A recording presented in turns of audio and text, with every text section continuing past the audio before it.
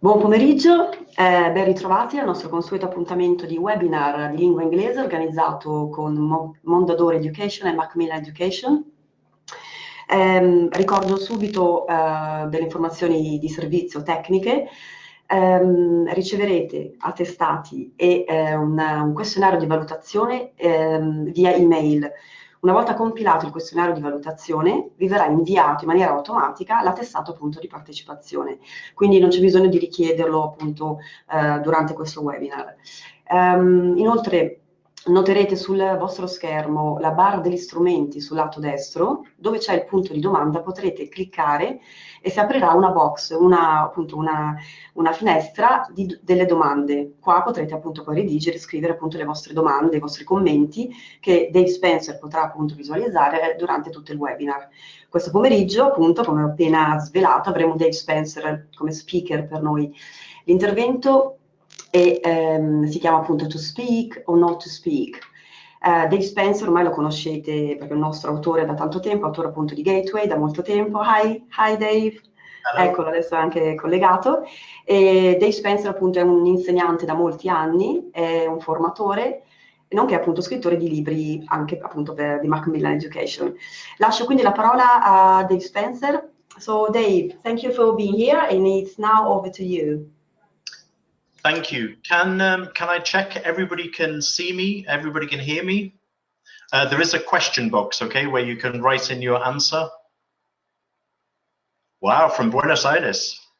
And I imagine from lots of different parts of Italy, I imagine. We've got almost 500 people here already. Okay, it's a very sunny afternoon here in Madrid, which is where I live. This is my house. I've got some funny shadow because the sun is coming on my face here, but it's a beautiful afternoon. Thank you so much for joining this session, and I'm really glad to be here. We are going to be talking about speaking with secondary students. In this talk, there is a lot of interaction and I will be asking you questions. I will be asking you if you agree or disagree with some different statements. So all the time, remember that in the question box, you can make your comments clear there, okay? Hello to everybody, it's great to see everybody, wow, from the north to the south of Italy.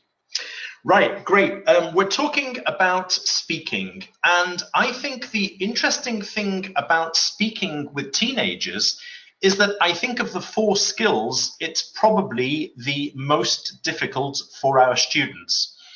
I have no statistics for Italy, but these are interesting statistics from the British Council in Madrid, in Spain, and these tests were for 15 to 16-year-old students. And you can see from the statistics that listening is clearly the highest. Then we've got writing, then we've got reading, and speaking is the lowest skill of the 4. You will also notice, and I'm sure this will be good, it was International Women's Day on Thursday or Friday, and you will see that women or girls are better than boys at all of the 4 skills, including speaking. And I think there might be reasons for that. Why do students not speak in English? Maybe they speak in your classes in Italian all the time, but maybe when it comes to speaking in English, there are different reasons why they do not speak. And what I want to do in the first part of this talk is to examine some of those reasons why students are reluctant to speak. And then I'm going to share 6 very simple exercises that work in my classes and also that work with minimal materials that are very easy to prepare. Now, I've got some statements and I would love you to write your answer in the box now with the 7 different statements that I give you. You're free to agree, to disagree, or to say that it depends. I will ask you your opinion and then I will share my particular opinion. The first statement is that it can be embarrassing for teenage students to speak to their friends in English. Do you agree or disagree? with that statement, or do you think it depends? Right, okay, so maybe they're lazy. Right, we agree, it depends, I agree.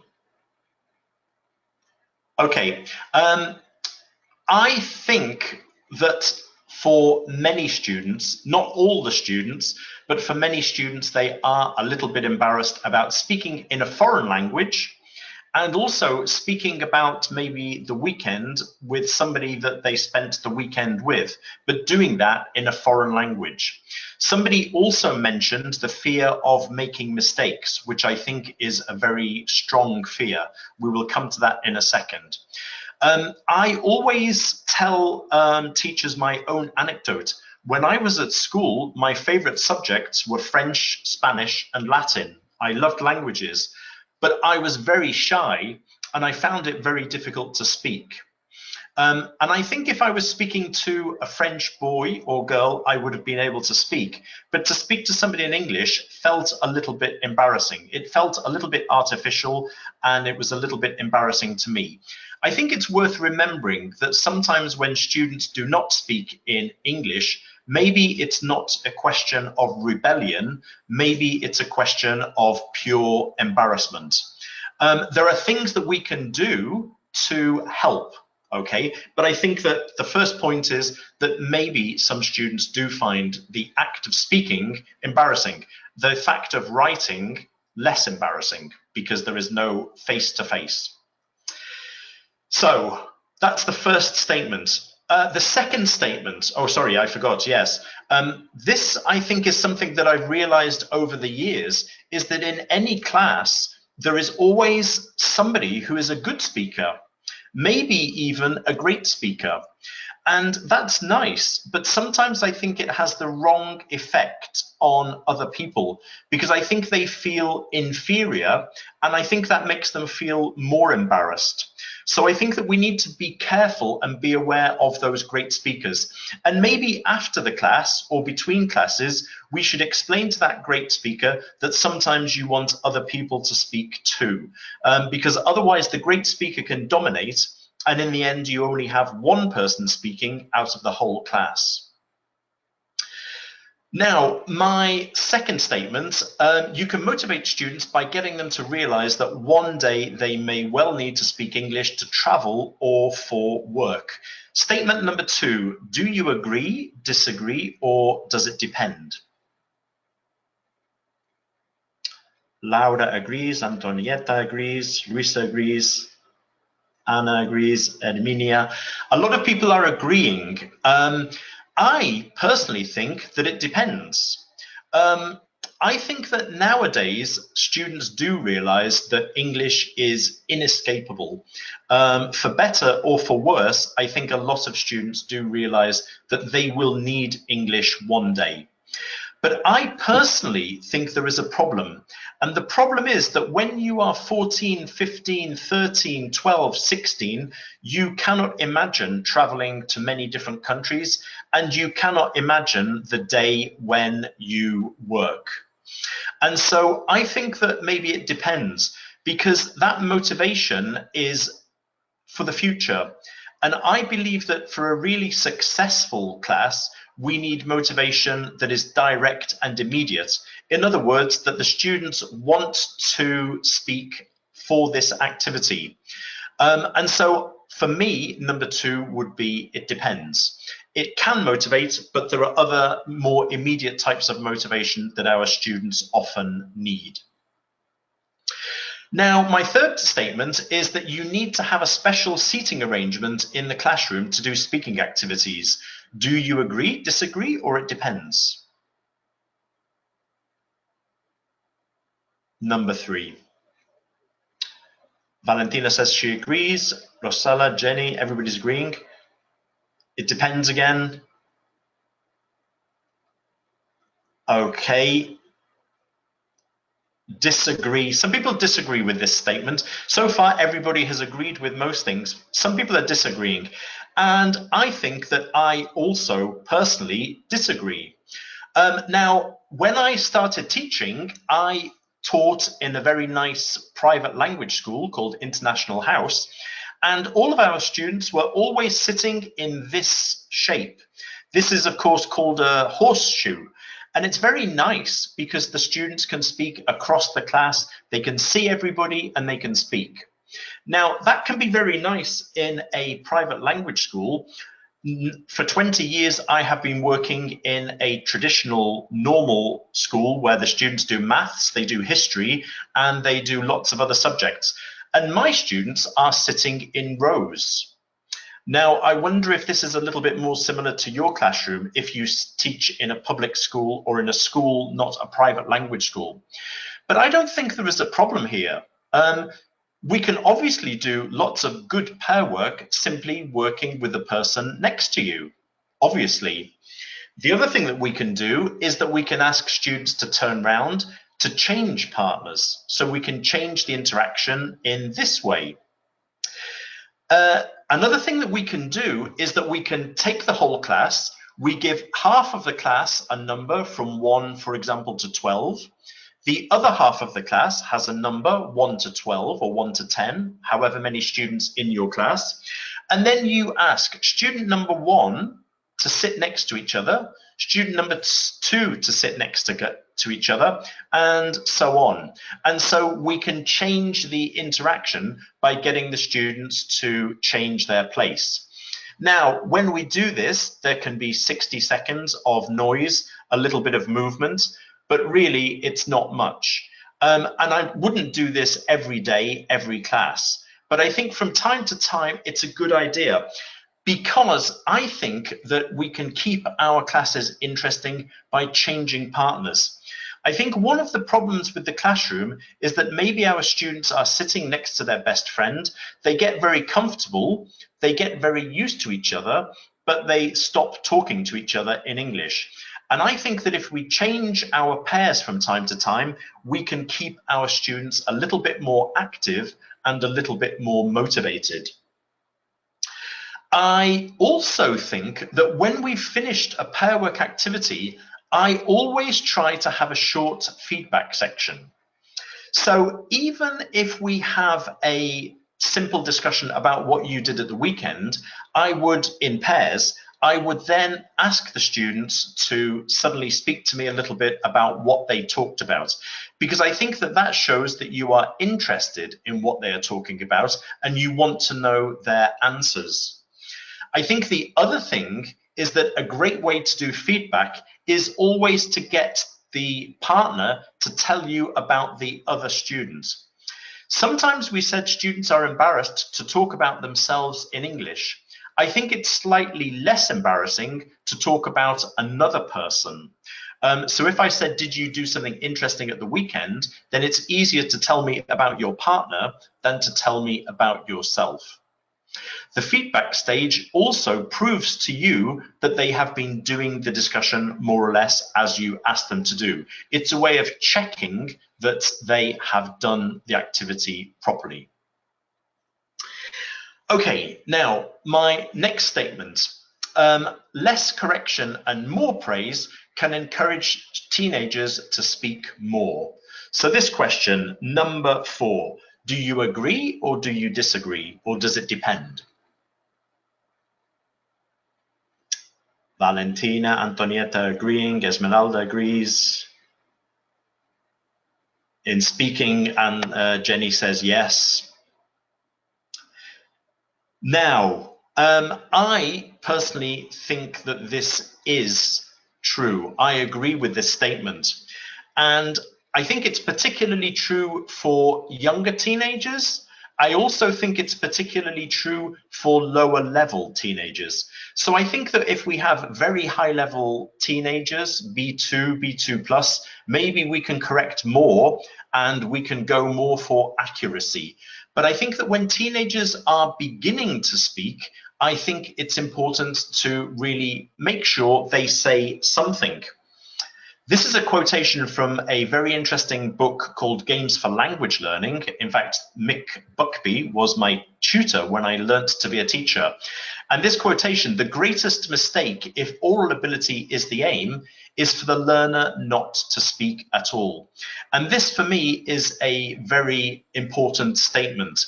It means that if a student doesn't try to speak, then we will never get them to improve. So stage one for me is making sure they say something. Now, we need to encourage them to speak. We need them to get over their embarrassment. And so I think that if we become a little bit obsessed with grammar, then sometimes we can be a little bit negative towards our students. Again, I'm talking particularly about lower level teenagers and also younger teenagers. Now, I always say that we need to control our pathological grammar obsessive side. And I have an example for you here, a classroom dialogue. And I want you to tell me what is the problem with this dialogue, okay? So the teacher at the beginning of the class asks Ivan, "How are you today, Ivan?" And Ivan replies, "Very bad. Yesterday my father had an accident." And you, the teacher, suddenly say, "No, Ivan, that's terrible. It should be my father had an accident." And then you say the past simple for a single completed action with a specific time reference. Okay, now, what is the problem with this dialogue? Is this a good classroom dialogue? And if not, why not? Anybody, any ideas? Right, it's typical for Italian teachers. And not only Italian teachers, Anna. The reason that I have this dialogue is it seems a little bit excessive, but I think it's absolutely true that English teachers, we are trained to listen for mistakes. And that's a good thing, but I think it can also be a bad thing. In this case, what is happening is that, as you are saying in the question box, the teacher doesn't care about the student's feelings. They are not listening to what the student is really saying. They are listening only to the grammar. The problem with this type of dialogue is that tomorrow, when Ivan comes into the classroom, then of course, and I ask him, "How are you today?" the student will say nothing, because the student knows that I only care about the grammar and I'm not really interested in listening. All of your comments, I'm reading them very quickly and I agree with them. Yeah, it's killing the dialogue and it's a too much emphasis on grammar. My question would be, is Ivan communicative when he says, "Yesterday my father had an accident"? Is that communicative? I mean, the answer, as you are saying immediately, is yes. If my student or anybody said to me, "Yesterday my father had an accident," I know exactly what happened and I know exactly when it happened. My point would be that we do need to correct grammar very closely and very carefully, but particularly in grammar exercises. My point would be that in speaking exercises, rule number one is get the student to speak and let's listen to their answers. Okay, so it's a little bit exaggerated, my dialogue, but I think it's useful for us always to remember that it could happen that we listen to the grammar, not to the content. By the way, I thank you for all of your participation in the chat box. I can see all of your answers and it's great to know that you are there and listening to me. Thank you very much. My next statement, you should force students to speak in English at all times. Agree, disagree, or it depends with sentence number 5.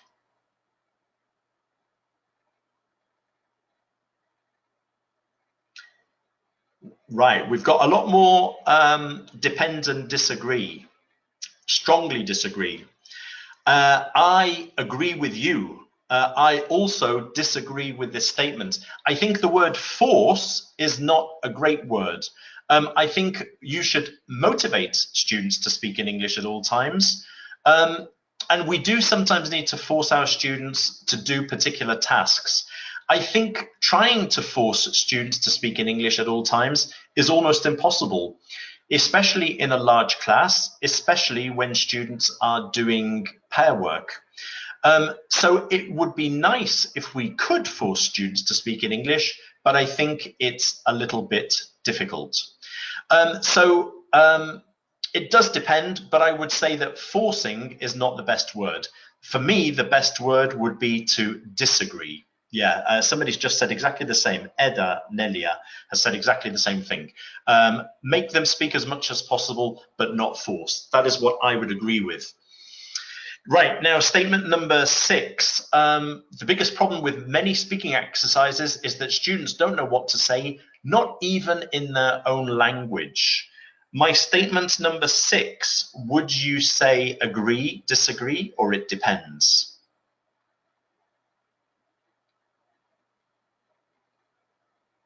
We've got a few more agrees here. Agreeing, depends.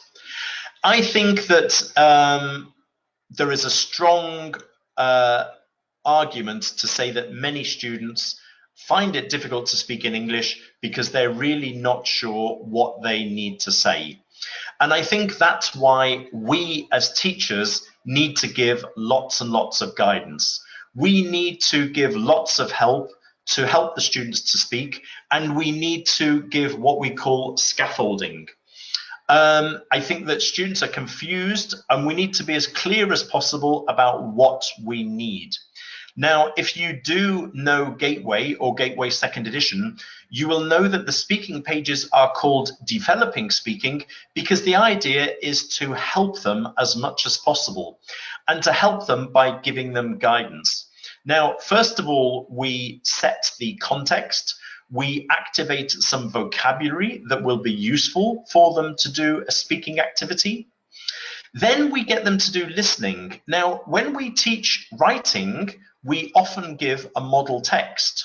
Sometimes we forget with speaking that it's good to give a model dialogue.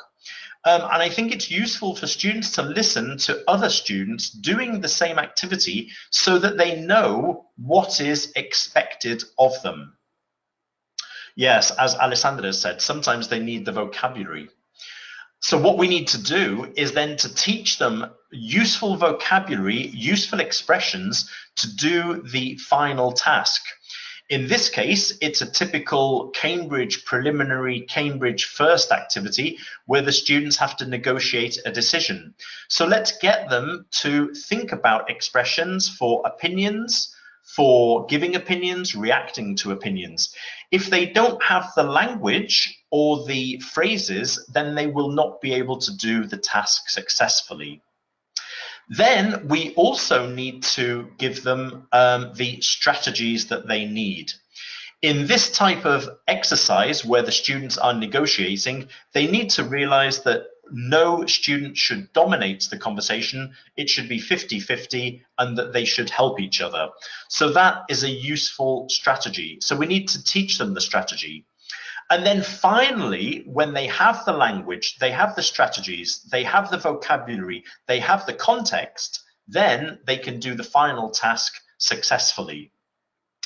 And I think that the real question about this is that we've got two possibilities. We give them a structured approach and they will be more successful the first time they do an activity. And the alternative is what we call in English to throw them in at the deep end. And when we throw students in at the deep end, I think when we throw teenage students in at the deep end, some of them maybe sink. And I think that some of them learn to swim, but they have a pretty negative experience. And for me, the important thing is to be successful the first time, because when they're successful the first time, then we will get more and more successful as we go along. We don't want our speaking activities to be traumatic for our students, okay? So for me personally, I think that the road to success is by giving them structure, language, and help before they do the task. And that's what we try to do in Gateway 2nd edition. And this is my last statement for you to agree or disagree. It's a good idea to motivate students to speak by giving tasks that are game-like, that are competitive, and that have a specific goal. So my last question, question number 7, would you agree, would you disagree, or does it depend? What do you think? Agree, agree, totally agree. Well, that's very nice because I also agree. We talked about long-term motivation. We talked about motivating by talking about jobs and by traveling, and that can be useful. But I think the really important thing is that students enjoy doing the activity. I think it's important that the students have a specific goal. Competitive, I think somebody said they disagree. Right, some people disagree with competitive. By competitive, what I really mean is that there is like a game activity where they do want to win. But I would agree, that's a good point, that we don't want to stress competitiveness because students can become obsessed with like winning or losing. But I think that it can be a way of tricking the students into doing an activity. Now, what I want to do in the rest of the talk is give 6 specific activities which I think you can try with your class tomorrow, and then you can let me know if it worked for you or if it didn't work. And I think that these activities are very easy to set up. I think they're also very flexible because you can use them at many different levels, okay? The first activity is called Top Secret because what you ask the students to do is secretly write down 5 words beginning with the letter G, okay? So they write it on a piece of paper, they keep their paper covered, and they don't let their partner see what they are writing, okay?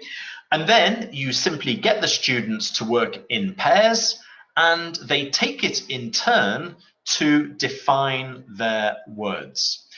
And the competition, and this is what I mean by competition, so I don't really mean competition of sort of like winning and losing, but the competition is, can their partner identify the words? So what will happen is that you ask the students then to define their words one by one. I'm going to define a word that begins with G, and when you think you know the word, can you write it in the chat box, okay? My first word that begins with G is an animal.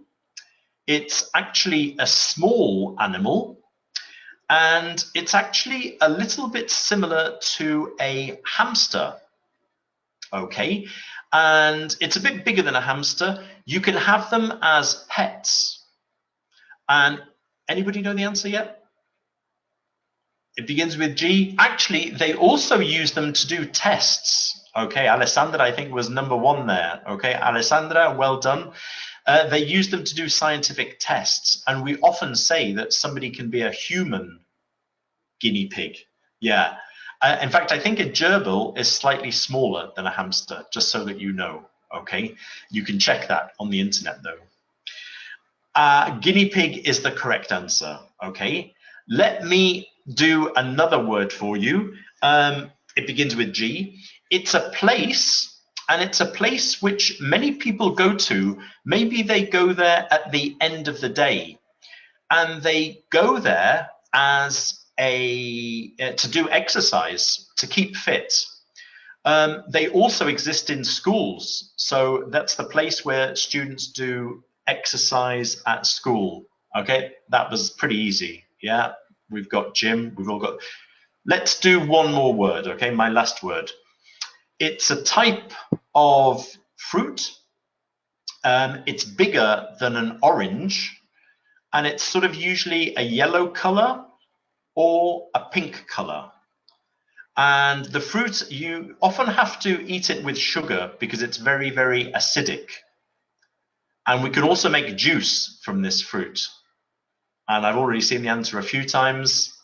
The answer is grapefruit, as you've said.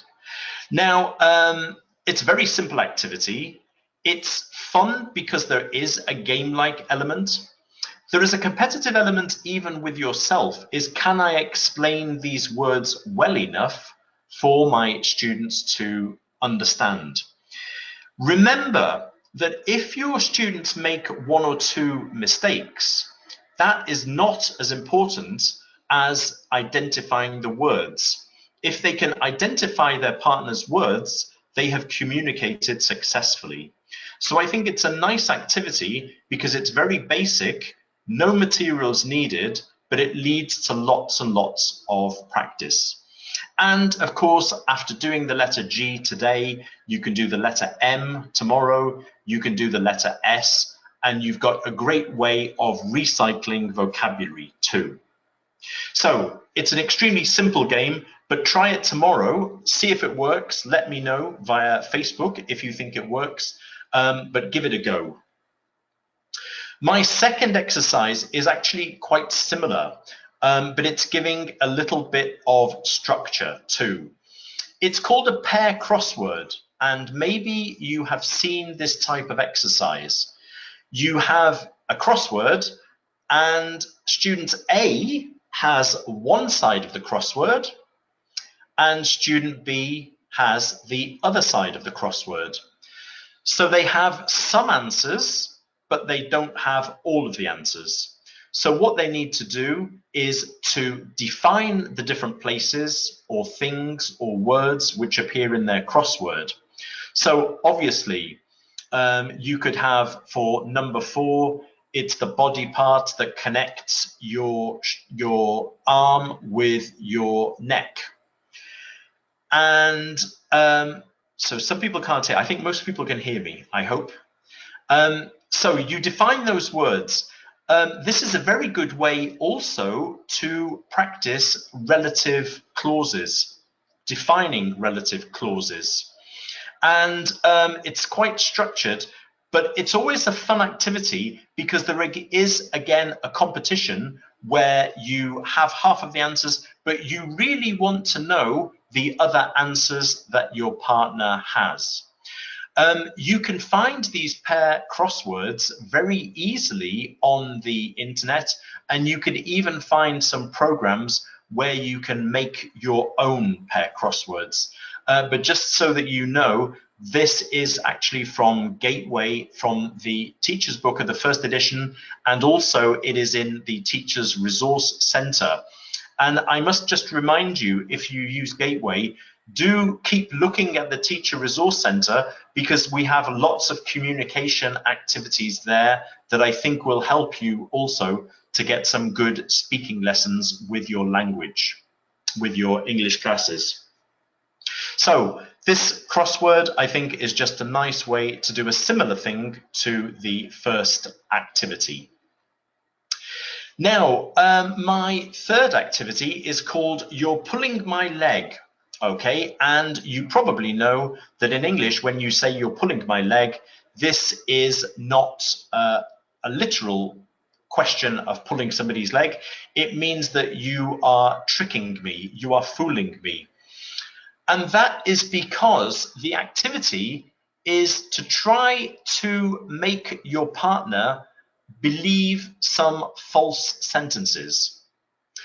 For example, after the holidays, the summer holidays, the Easter holidays, or even after the weekend, what you do is you ask your students to write 5 statements. Some of their statements should be true, and some of them should be false. The important thing is to make sure the students realize that the false sentences should be credible. It should be possible to believe them. If you say that in the summer holidays you went to the moon, that's not very good, because we all know that that's not true. So you have to make it possibly true, but it is in fact false. I have written 5 sentences about my summer holidays, okay? Some of these sentences are true, some of them are not true, okay? Now, you give your students 5 minutes to think of sentences, then they compare their sentences, and then they need to think of questions to ask their partner, more questions to find out more information, to find out if you believe the student, your colleague, or not. I'm going to ask you very quickly, we've got 5 sentences, just can you tell me which ones you think are false? Have you got any idea? You don't really know, but you're going to have to guess. Which statements are false about my summer holidays? Somebody thinks number 5 is false. Katerina. Somebody thinks number 3 is false. 2 and 3. Number 3. Okay, so you've got different theories. Obviously, you don't know me very well, so you're just guessing. Would you like to know the answer? I'm going to show you the answers, okay? Here's some photographic evidence, okay? Number 1 was definitely true, okay? You can see that there I am with my daughter making some furniture, and we had a great time. So number 1 was true. Somebody said that number 1 was true. Number 2 was about the Champions League, right? And that was false. I didn't go to Kiev to see the Champions League final. Number 3 about my son was true. And everybody said it was false, but it's true. You can see he's there. He, for various reasons, he went to his graduation 1 year late, okay? But there he is, okay? So number 3 was actually true. Number 4 was false because I saw those boats, but I didn't go on one. And number 5 is partially true because I saw the terracotta armies in Liverpool, in the museum in Liverpool. Obviously not the complete army. So it was half true, half false. Now, the idea of this activity, very, very simple. You give the students time to think about their statements. You get them to compare the statements. You get them to ask follow-up questions, to ask for more detail. And we've got a nice speaking activity which has a clear goal, because the goal is to find out if your sentences are true or false. And there is a competitive element because some could win or lose. I would tell my students, Alessandra, I would tell my students to write down notes so that they remember what they're going to talk about. And that's a good question, because I wouldn't worry too much at that stage, again, if they are perfect sentences. I just want them to write down the idea. Okay. Oh, Sherlock Holmes, that is good. That's good thinking. Elementary, my dear Meneghetti. No, Boeing 777. I'm not sure that's not your name, okay? But that was very good detective work. I'm impressed. Right, simple activity. It works at different levels. This is another worksheet from Gateway B2+, and this is a higher level. In my example, we only had the past simple, so you could do that with A2 or B1 level. This is more difficult because I've got lots of different past tenses, so this is much more suitable for an advanced level. Okay, and again, some people are saying it's difficult. Try it out tomorrow, but try it out if it's at a lower level. Obviously, their sentences will be easier. Okay, try it, give it a go, and tell me what happens. One thing that I think is an important tip is to create an atmosphere of trust in your classroom by sharing information about yourself. And I think it's very important that sometimes you also get the students to ask you questions. And I think it creates a very positive atmosphere if you're all happy to discuss these things, including you. And I want to make an important point. If you ask students about something personal that you yourself would not like to talk about, think again. Because I think that's not right. I think that if you are asking personal things that you would feel embarrassed, angry, unhappy to talk about, you should not ask that type of question. In the exercise of you're pulling my leg, the students decide what they want to talk about. So you are giving the choice to them. I think if you do ask a question that makes you uncomfortable, then that is a sign that it's not a very good question. Okay, so that's personally, I feel quite strongly that that's an important thing for us to remember. Okay, so I think you should join in, and you should join in because the questions you are asking are nice questions. Obviously, as Maria Teresa says, there are certain things that I am not going to talk about in class, and there are certain questions that I would not answer. But those are probably the same questions that I would not ask them. Here's another very simple activity, which is noughts and crosses, okay? 2-minute tic-tac-toe. All you do is you write 9 squares on the blackboard. In those 9 squares, you write 9 different topics. And the game is very simple. The students work in pairs. Student A chooses one of the topics. They then talk about that topic for 2 minutes. If 2 minutes is too long, 30 seconds. The time you decide according to the level. The students talk about the topic for that time. If they can do that, they win the square, okay? And they can put a nought or a cross. Then their partner chooses a different square and they do the same thing. If somebody cannot talk about the topic for 2 minutes, then the square remains free. And the idea is to get 3 squares in a row. So there is a game-like activity, there is a clear goal, and there is an element of competition. It's very easy because you don't need any material, only the blackboard, and that's it. You can also make the exercise more relevant to your students by asking them to think about 9 different topics that they would like to talk about. So maybe they can talk about something that is in the news at the moment. They can talk about the Oscars or football games or whatever they want to talk about. So minimal input from the teacher, but you get lots and lots of speaking. Okay. While the students are doing that, I would recommend that you, the teacher, are walking around the classroom, seeing if people are doing it or not, and encouraging the people who are not doing it to have a go in English. So, 2-minute tic-tac-toe. Another favorite activity of mine, in fact, I remember I did this activity the last time I was in Italy. I remember in Milan I did this activity. This activity is called fast pictures because what happens is I will show you a photograph now for just 3 or 4 seconds. And then I will ask you to write in the question box anything that you remember about the photograph.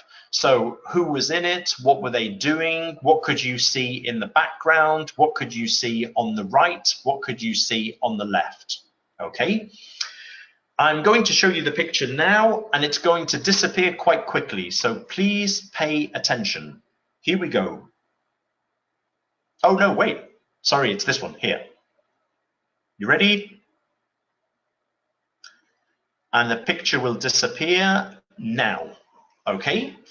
Can you tell me something that you saw in the picture? A computer, a glass of water. In fact, I have one here. It is a swatch, and in fact, again, I still have it here today. Okay, there's my swatch for you. Advertising swatch. A board. Did anybody see what was on the board? Pencils. Yes, this is very good.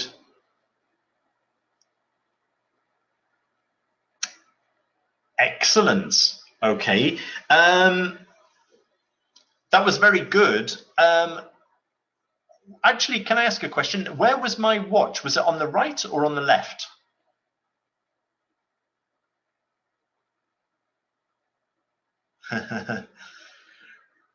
Right now, I want you to imagine that this was in the class, in your classroom. Okay. You have different possibilities. A great way to do it is if you have a projector in your classroom, you project the picture onto the board and then the board disappears quite quickly. Okay. Another possibility is that you simply have a photograph, a big photograph, and you show the picture very quickly to the class. They can see it for 2 minutes and then the picture disappears. Okay. Now, I think this activity works very well because there is a competition. The competition is, have you got good powers of observation? So if we simply show a picture for a long time and ask the students to describe it, that is okay. But I think that it's not very motivating. I think the motivating thing here is that the competition is to see the picture quite quickly. Okay, and I think that students, in my experience, students enjoy this because they are really looking up and they're paying attention. One thing, sometimes I could do this activity and my students speak to me quite a lot in Spanish. In that case, what I do is I get a little bit angry, like a teacher, and I tell them that if we don't do this in English, we are going to stop the activity. And unfortunately, sometimes we have to do this. We talked about forcing students. I think sometimes we need to really push them to do the activity. So it is true that sometimes they might not immediately speak in English, but we remind them that that is why we are doing the activity. Okay.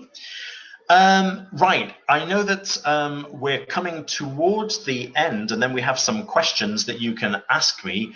I wanted to come towards the end of this talk by sharing two other little tricks that I find work for me every day in my classroom. The first one is what I call, the gentle approach. And it's simply saying sorry. Okay, now this sounds a little bit unusual, but I want you to imagine a dialogue in my classroom. My students say to me in Spanish, I imagine maybe you can understand this, Oye, Dave, ¿cómo se dice paraguas en inglés? Now, sometimes students speak to me in Spanish, not because they are being rebellious, but because they simply forget where they are, what class they're in, and why we are here. And so they speak to me in Spanish. And so I reply, sorry. And probably the student will then say, que cómo se dice paraguas en inglés? And I go, sorry. And slowly the students realize that when I say sorry, it's not because I didn't hear, it's because I am saying, please say it in English. And I use this all the time in my class, not even in a bad way, not even in an angry way, simply reminding them innocently, sorry? And sometimes the student doesn't realize, but the rest of the class realizes, and they're hitting the student saying, hey, come on, say it in English. And this is just a very gentle way of encouraging the students to speak to me in English. And I think that you don't have to be a native speaker for this to work. I think this works for all of us. Simply remind the students that you need to speak in English. Yeah? And the other one, this is the less gentle approach, okay? I call it the X factor. And this is a serious thing. I have a mark book. I'm sure you all, as good teachers, have a mark book. I simply remind my students that if they're not doing an activity, if they're not trying the activity, then I remind them that, that it will be part of continuous assessment. And usually, simply reminding them about this means that they begin to speak to me in English. So it's really, it's reminding them, like saying sorry, but it's for more serious cases when the students are not paying attention.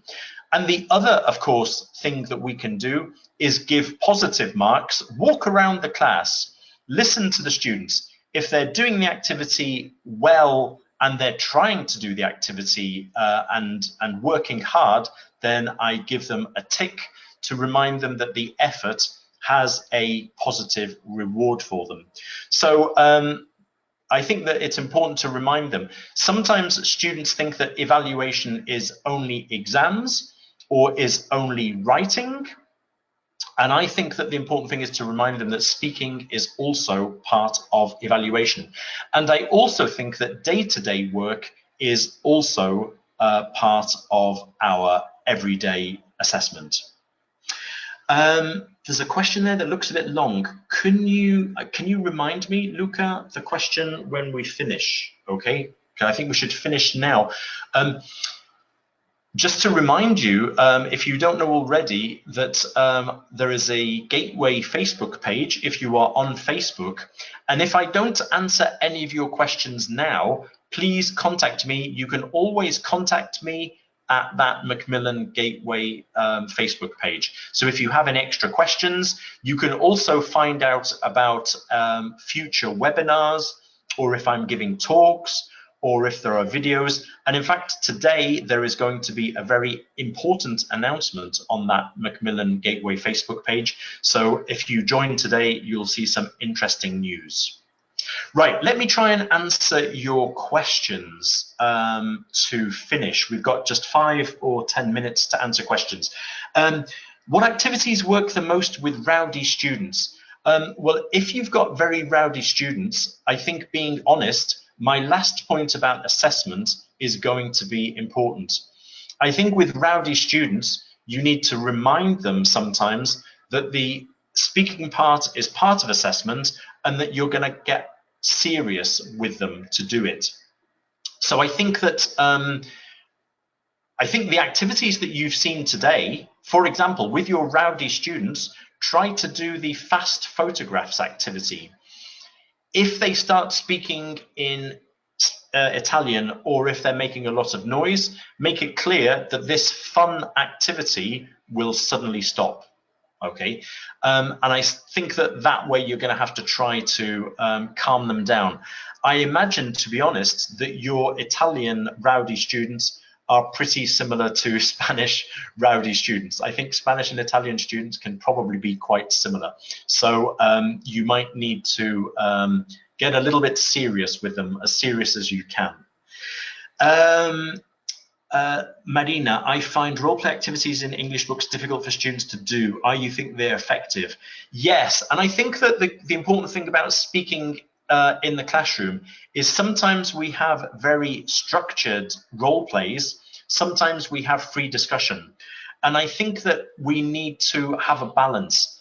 If you use Gateway, you'll notice that even the grammar pages begin with looking at written grammar, and then they end up with more communicative, controlled communicative activities.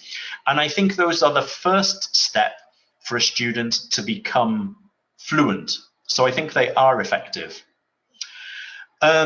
Assessing students, right, I mean, it is difficult, but that's why what I do is I walk around the classroom and I have my mark book and I simply listen in. And as long as the students, as we said before, if they're communicating more or less successfully in English, I will give them a mark. It is difficult to evaluate formally, as Antonella is saying, and the only way that I can do that is once a term. Usually I have students in pairs sitting maybe inside in the corner of the classroom or just outside the classroom. I give the rest of the class a controlled task and I do pair interviews, quick pair interviews with the other students. But I think it's very clear that assessing speaking is, in large classes, much more difficult and much more time consuming than evaluating grammar. For more brilliant students, I think, Katerina, I think the great thing is more brilliant students will do any of these activities really well. I think the great thing is that good students will always go further. You can ask them more challenging questions and you can take away some of the structure, some of the guidance, because maybe they don't need it. So I think with great students, you can ask them much more open questions and expect better answers from them. By the way, thank you for all of the thanks. I can see lots of people thanking me, and I thank you for thanking me. High-level students with difficult topics, for example, literature, Gabriela asks, and that is a very good question. And I think the real key is what we said before, is that with difficult topics, the problem with students is they don't know what to say. So I think the important thing is giving lots of thinking time. Okay, you need to give them time to think of their ideas before you begin a discussion. If you simply immediately go into a discussion before they have thought about the topic, they're going to find it very, very difficult. Everybody's saying thank you now. I think that's a nice way of saying to me, please shut up and go, because we have to leave too. I'm joking, of course. But this is very nice of you. Do please, if there is a question that I have not answered, do please go to the Macmillan Gateway Facebook page. And I look forward to hearing from you. I look forward to coming back to Italy one day. I'm not sure when that will be. I was in Rome Airport on Monday, but I was only in Rome Airport for 2 hours. Okay. Next time I will be back for longer, I hope. Thanks so much for everybody. There are hundreds and hundreds of people from all over Italy and different places. I'm going to switch off my camera. Somebody who teaches French, but I think you could do exactly those activities with French too. Lovely to see you all. And I hope to see you again soon in Italy, which is a country which is very close to my heart. I'm going to switch off my camera and microphone, and ciao. Thanks a lot.